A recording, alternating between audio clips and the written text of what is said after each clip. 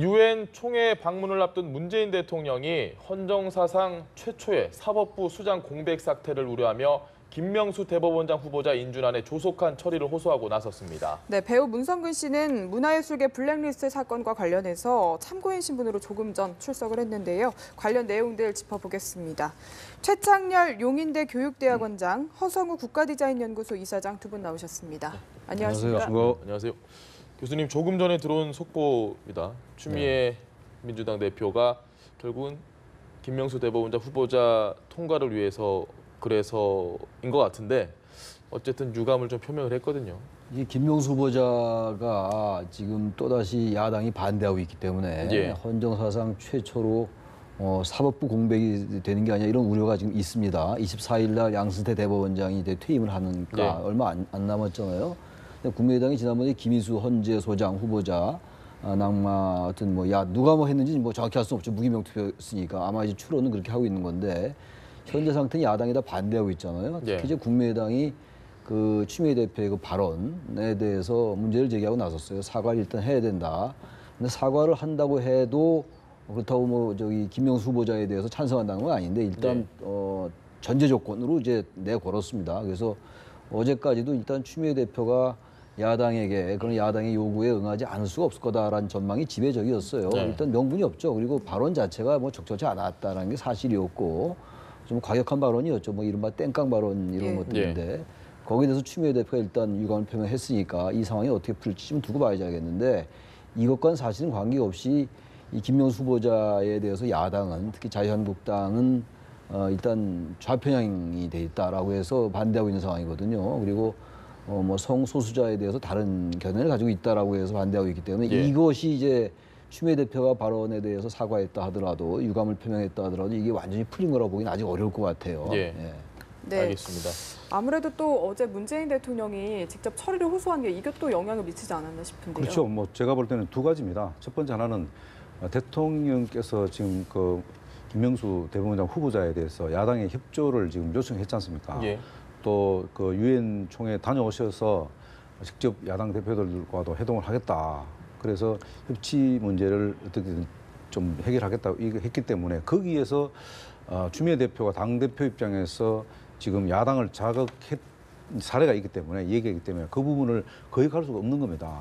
결국은 그 김명수 지금 그 후보자 문제가 만약에 이번 표결에서 또 만약에 부결이 된다면은 그 책임은 고스란히 결국은 민주당이 질 수밖에 없는 상황이거든요. 그런 측면에서 볼 때는 민주당 입장에서 그것이 진정성이 있든 없든 일단 사과할 수밖에 없을 거예요. 또 하나는 뭐냐면 여소야대라는 현실벽 앞에 추미애 대표 어쩔 수가 없는 거예요.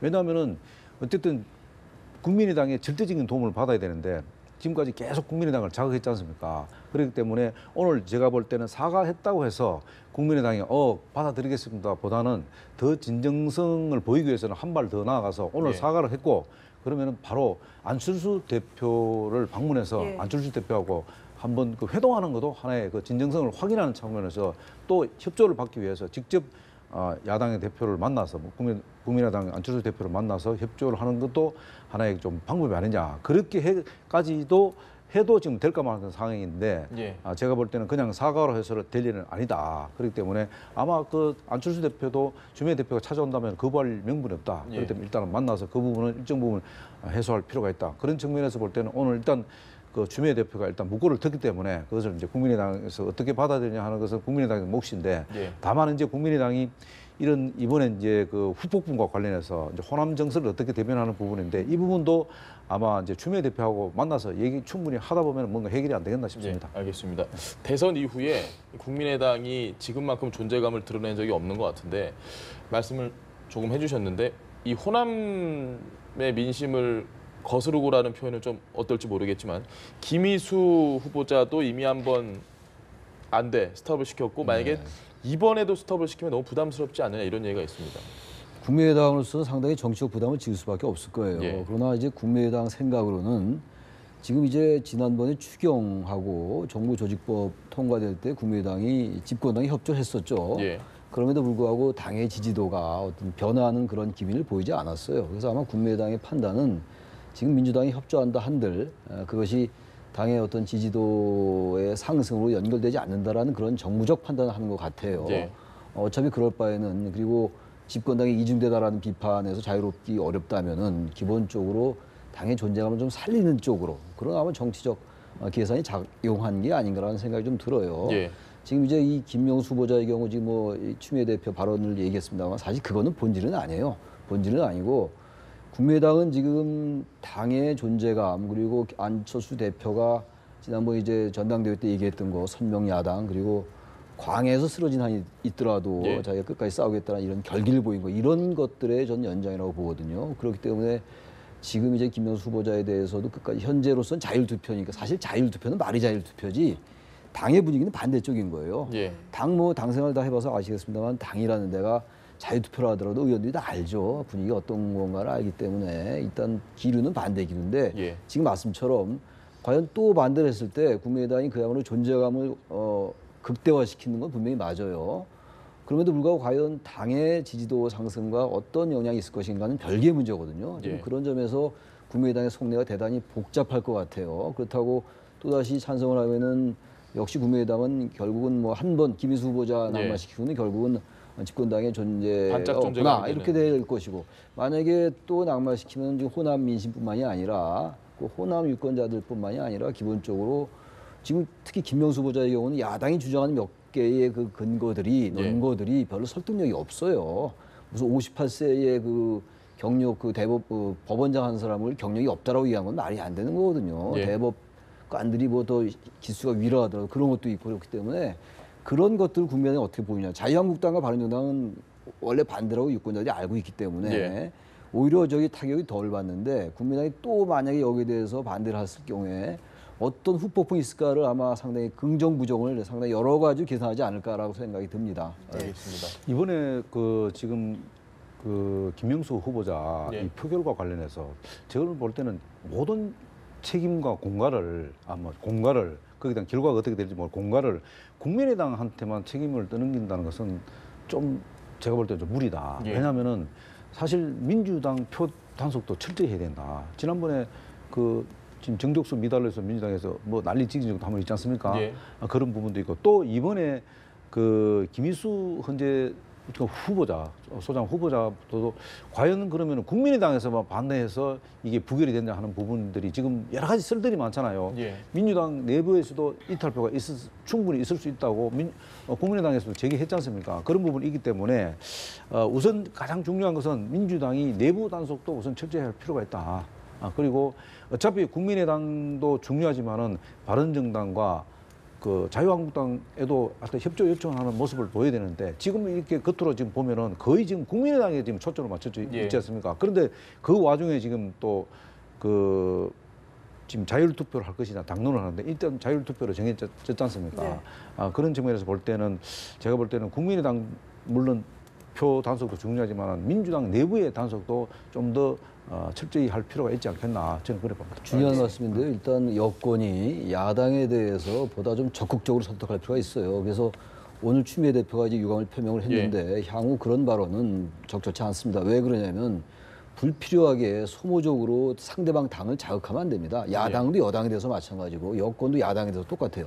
그건 아주 잘못된 정치 문법이기 때문에 특히 이런 여소야대 정부에서 적어도 정무적으로 봐도 야당을 자극하면 안 될 것 같고 이제 국민의당 말씀 잠깐만 드리면 국민의당은 왜 자꾸 국민의당을 얘기하냐면 바른정당 특히 자유한국당은 워낙 확실한 그 정당이라 이념적인 스탠스가 그러면 더 이상 거론을 안 하는 거죠. 물론 여권이 자유한국당에게도 설득을 적극적으로 하고 이해를 구하는 건 맞죠. 이해를 구해야 되는 건 맞는 건데 단지 국민의당이 이번에 김희수 후보자라든지 이제 김명수 후보자는 어떻게 나올지 모르겠습니다만 이런 경우는 여러 가지 이유가 있다고 하더라도 명분은 여러 가지가 있어도 적어도 속내는 아무튼 민주당이 협조 안 하는 것이 자신들의 정파적 이익에 유리하다고 판단하는 것 같아요. 그래서 저는 국민의당한테 주문하고 싶은 게 국민의 눈높이가 무엇이며 시대가 요구하는 게 무엇인가를 보고 나갈 때 지금 지지율이 좀 안 나오더라도 설령 그것이 민주당에 나간 바와 똑같다 하더라도 그것이 바른 것이면 그걸 해야 되는 것이고 아무리 자신들이 생각이 지금 잘못된 거라고 비판을 받아도 자신들이 옳다고 생각하면 해야 되는 것이기 때문에 너무 국민의당이 지금 민주당을 의식해서 뭐 존재감 드러내고 당의 의상 드러내고 이렇게 해서 안 된다. 그래서 저 국민의당이 저는 뭔가 좀 정략적으로 접근하는 것 같다. 이건 국민의당이 올바른 스탠스는 아니다라고 생각합니다. 알겠습니다. 또 하나 좀 제가 지적하고 싶은 게 예. 이번 이제 김영수 지금 대법원장 후보자 이 부분과 관련해서 야당에서 지금 지적하는 내용이 뭐냐면 과연 그 김영수 후보자 아니면 안 되느냐. 예. 김명수 후보자만이 사법부 개혁을 해야 되고 하느냐 하는 부분인데 야당은 그렇지 않다고 보거든요. 정말로 그 중립적 인사가 사법부 개혁을 해야지 어떤 특정 세력이나 특정 이념에 치우쳐 있는 사람이 개혁을 했을 경우에 결국 예. 코드 인사밖에 되지 않는다. 이런 지금 논리지 않습니까? 그 부분도 상당히 지금 이유가 있다. 또 하나는 뭐냐면은 왜 이렇게 임박해서 24일 날 지금 예. 이제 임기가 만료되지 않습니까? 양승택 대법원장이. 그러면은 네. 좀 더 이런 사항들도 고려해서 좀 더 일찍 후보 지명을 청와대에서 했었더라면은 예. 뭔가 그 사이에 야당과 협의할 수 있는 시간이 많은데 임박해서 했다는 이유가 뭐냐면은 야당을 그냥 끝까지 밀어붙이겠다는 그런 의도가 상당히 깔려 있거든요. 이 부분도 결국은 잘못됐다는 거죠. 결국은 나중에 이제 이 부분이 뭐 이제 국회 표결이 뭐 판결이 나봐야 알겠습니다만 어쨌든 그 결과에 따라서 사실 여러 가지 지금 문제를 제기할 수밖에 없는 거예요. 그래서 청와대 지금 책임론까지도 나오게 되고 예. 또 대통령도 어쨌든 통합 인사 한다고 했었지만은 역대 어느 정부보다도 가장 그 인사 원칙을 지켰고 일단 그 잘된 인사라고 했는데 그게 야당에서 아니다고 했지 않습니까? 그렇다면 야당의 목소리도 무엇 때문에 안 되는지 정말로 그런 것도 앞으로는 좀 기존 인사 문제에 대해서는 귀를 기울일 필요가 있다 저는 이렇게 봅니다. 알겠습니다. 아마 오늘이나 뭐 늦어도 내일이면 김명수 후보자에 대해서는 입장이 어느 정도로 정리가 될 것 같은데 네. 저희가 배우 문성근 씨 얘기를 좀 해봐야 될 것 같습니다. 저희 조금 전에 서울중앙지검의 피해자 조사를 받으러 가는 모습을 저희가 또 보여드렸고 이 문성근 씨가 나왔던 그 나체 사진 아마 국민 여러분도 많이 보셨을 텐데 상당히 놀랬거든요. 국정원이 이런 걸 만드나? 굉장히 충격적이었습니다. 저도 아까 잠깐 들어오기 전에 스튜디오에 들어오기 전에 그 화면에서 예. 연합뉴스 TV에서 하는 걸 좀 봤어요. 문성근 씨가 얘기하는 걸 봤는데 저는 문성근 씨로서는 사실 기가 막힐 거예요. 어떻게 예. 이게 문성근 씨의 말 따나 그것이 극우 성향의 특정 사이트에서 올린 것도 아니잖아요. 예. 문성근 씨가 지난번 인터뷰한 걸 보니까 그 사진은 봤는데 그게 이제 국가기관에 의해서 그렇게 올려지었다라는 것은 상상하지 못했다고 그러더라고요. 예. 당연하지 예. 않겠어요. 아무리 국가정보원이 뭐 물론 잘못된 행태지만 국가 권력의 신여인 때가 있었고 그렇다 하더라도 과연 그렇게까지 있지도 않은 사실 남녀가 그렇게 예. 그런 사진을 합성해서 그것도 아주 조잡하게 예. 그 사진뿐만이 아니라 굉장히 조잡하고 정말 도저히 이거 뭐 어떻게 이게 일국의 대한민국의 국가정보원이 이런 사진을 만들었다라는 게 도저히 지금도 믿어지가 않아요. 네. 개인적으로. 어떻게 저런 일이 있을 수가 있을까? 이게 국가정보원장이 결제했다는 거 아닙니까? 네. 이게 어떻게 일국의 수장이 밑에서 실무적으로 왜곡된 그야말로 개인의 일탈로 보기가 전혀 어려운 거잖아요. 이런 일이 도대체 대한민국에 벌어졌던 거예요. MB정부에서 국정원에서. 이게 거의 밝혀진 거 아닙니까? 지금? 네. 그렇다면 이거는 사실 말문이 막혀요. 그야말로 논평할 가치가 있는 것인지조차 과연 이게 우리 대한민국에서 일어났던 일인 거에 대해서 그 박근혜 정부 때 블랙리스트뿐만이 아니라 어떤 면에서부터 이명박 정부 때도 이런 것들이 광범위하게 일어났다. 문화예술계 인사에서 이런 것들이 아주 입증되는 그런 사례라고 보고 검찰 수사를 한다니까 수사를 지켜보는 수밖에 없죠. 예. 알겠습니다. 저도 이제 뭐 이 문성근 씨 지금 기자 잠깐 그 포토라인에 서서 예. 얘기하는 걸 들어봤는데 어쨌든 블랙리스트가 만들어지는데 거기 배후에 어쨌든 국정원이 있었다는 것에 대해서 저도 굉장히 이제 놀랐습니다. 다만 이제 이번에 어쨌든 이거는 사법부에서 이제 판단을 맡게 되고요. 예. 다만 이제 정치권에서는 이 부분과 관련해서는 재발 방지를 마련하는데 국정원이 이제 더 이상 뭐 어쨌든 그 국내 정치에 관여 못하도록 문재인 대통령께서 이미 이야기했기 때문에 그것을 어떻게 제도적으로 안전장치를 마련할 것인가 하는 부분이고요. 또 재발 방지를 위해서 또 어떻게 입법 제도화를 시킬 것인가 이런 부분도 이번 기회를 통해서 정치권에서 좀 더 심각하게 이 부분을 좀 논의할 필요가 있다. 또 왜냐하면 이 블랙리스트가 정권 때마다 계속 재생되어 왔다면 이것도 굉장히 국가적으로 불행이지 않습니까? 예. 그렇다면 이번 기회를 통해서 문재인 대통령이 철저하게 좀 입법부하고 좀 협의를 해서라도 입법부해서 재발 방지에다가 좀 방점을 찍는 도 하는 방법이 아니겠냐. 이것을 너무 또 지나치게 또 정치권에서 이 정치만 시키면은 또 이게 과거 정부와 현 정부의 또 적폐와 신적폐 이 구분이 또 될 수밖에 없거든요. 그래서 예. 이런 부분들도 조금은 우리가 경계를 할 필요가 있지 않겠나 그렇게 생각합니다. 알겠습니다. 아니 전 이 말씀을 드리고 싶어요. 물론 아주 좋은 말씀이에요. 이걸 제도적으로 아주 근절시킬 수 있게끔 해야죠. 당연히. 그런데 이거는 뭐 적폐와 신적폐 논란의 문제가 아니라 이건 철저히 밝혀야 돼요. 어떻게 일국에서 이런 일이 벌어집니까? 지금 이 문성근 씨뿐만이 아니라 명단이 다 보도가 됐잖아요. 예. 그 명단에 다 나온 상태. 그럼 그 개인들이 받는 피해는 상상을 초월합니다. 그 피해를 가한 사람은 잘 모르지만 그 블랙리스트가 자기가 블랙리스트의 대상이 되거나 이런 사람들은요, 그 정신적 고통은요 말하기가 어려워요. 그리고 아까 문성훈 씨도 잠깐 얘기를 하던데 특정 배우 이름을 거론했잖아요. 아까 예. TV에서. 근데 그러한 모습을 봐도 그 사람은 거의 한 인생이 거의 망가지는 거나 다름없는 거죠. 이건 그렇죠. 국가 권력이 그럴 권리가 없어요. 예. 어떻게 국가가 그 시민들에 그렇게 합니까? 네. 이거는요. 적폐와 신적폐 이런 차원의 문제가 아니라 반드시 물론 제도적으로 보완해야 되고 제도화해야 되는 겁니다만 지난 정권에 벌어졌던 일, 바로 이런 것들을 잘 청산해 나가는 게 그 누구를 보복하는 게 아니라 그래야 앞으로도 그런 일을 안 생기게끔 재발 방지를 위한 제도적 보완책이 마련될 수 있다고 생각합니다. 알겠습니다. 네. 바른정당 이야기를 좀 해보죠. 바른정당 이야기는 아니고 남경필 의원이 바른정당 소속이니까 이 남경필 의원의 그 아들이 또 뭐 마약과 관련된 그 연루됐다 이런 보도가 오늘 나왔습니다. 그래서 제가 알기로 제가 의원이라고 제가 잘못 얘기를 했는데 남지사가 아마 바른정당에서 유일한 광역자치단체장으로 알고 있는데 네. 이혜훈 대표 일도 있고 이번에 남지사가 어떻게 또 마무리가 될지 모르겠지만 바른정당으로서 정말 악재가 겹치는 게 아닌가 싶습니다. 그렇습니다. 이게 뭐 남지사의 아들만의 문제로 과연 그 마무리될 것이라는 부분인데 일반 국민들 정서상으로 보면 그렇지 않을 것 같아요. 이 바른정당 이혜훈 대표의 또 불상사가 있었지 않습니까? 그래서 대표 사퇴를 하고 또 지금 유일하게 말씀하신 대로 광역단체장, 경기도 광역단체장인데 원희룡도 있는 것 같다고. 원희룡 예. 제도도 예. 있죠. 이제 뭐 보면은 그렇게 되면은 어쨌든 지금 그 바른정당에 사실 생존의 문제가 걸려 있는데 이렇게 되면은 당내 지금 자강론이 흔들릴 가능성이 있다.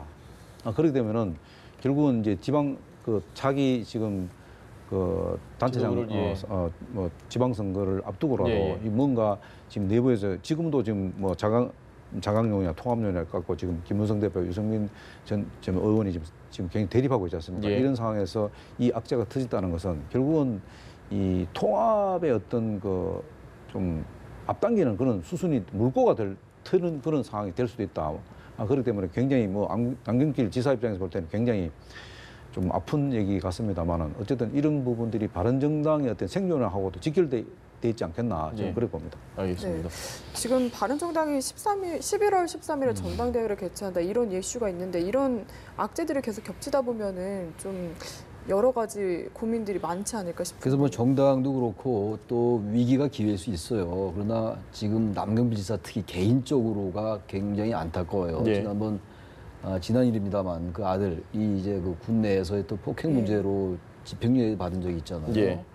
그래서 국민들 그 인식 속에 그게 좀 남아 있을 거예요. 근데 이번에 또 이제 저런 일이 터지니까 남지사로서는 대단히 치명적인 타격을 받을 수밖에 없겠죠. 이제 사과도 하고 제가 볼 때는 저 사과를 남지사가 보다 더 적극적으로 할 필요가 있을 것 같아요. 무슨 SNS에 글 올리고 이렇게 할 게 아니라 기자회견을 통해서 지금 베를린에서 교육한다고 하니까 기자회견을 통해 가지고 자식이 잘못한 겁니다만 부모가 책임져야지 어떡합니까? 그 부분은 주변을 관리 못한 것도 정치 공인으로서의 책임을 느낄 수밖에 없기 때문에 그렇게 이제 기자회견을 통해서 국민들에게 정말 진솔하게 사과 하겠죠. 그렇게 해야 되고 바른정당에 지금 아주 악재가 아주 대내외적으로 겹쳐 있어요. 이혜훈 대표 아까 말씀도 하셨습니다만 남지사도 아주 비중 있는 정치인데 저런 이제 타격을 받게 된다면 바른정당도 저는 바른정당에서 할 길도요 너무 정치 공학적으로 해석하지 말고 민주당 집권 세력이 잘하는 게 있으면 적극적으로 밀어주고 최근 인사 문제는 지금 다들 비판적으로 보고 있는 거 아니에요. 여나 야나 여당 내에서도 인사가 문제가 있다. 이건 뭔가 청와대 시스템을 고쳐야 된다는 얘기가 민주당 내에서도 나오고 있으니까 그런 거는 비판하고 그리고 나서 개혁적인 이런 것들은 역발상으로 민주당을 돌 수도 있다 이렇게 나가는 게 오히려 저는 바른정당에서 할 길이다. 너무 한국당과의 통합을 너무 의식하는 거는 바른정당이 생존하기 오히려 어렵지 않겠는가 생각도 좀 듭니다. 알겠습니다. 오늘 두 분 말씀 여기까지 듣도록 하겠습니다. 지금까지 최창렬 용인대 교육대학원장, 허성우 국가디자인연구소 이사장이었습니다. 말씀 감사합니다. 고맙습니다.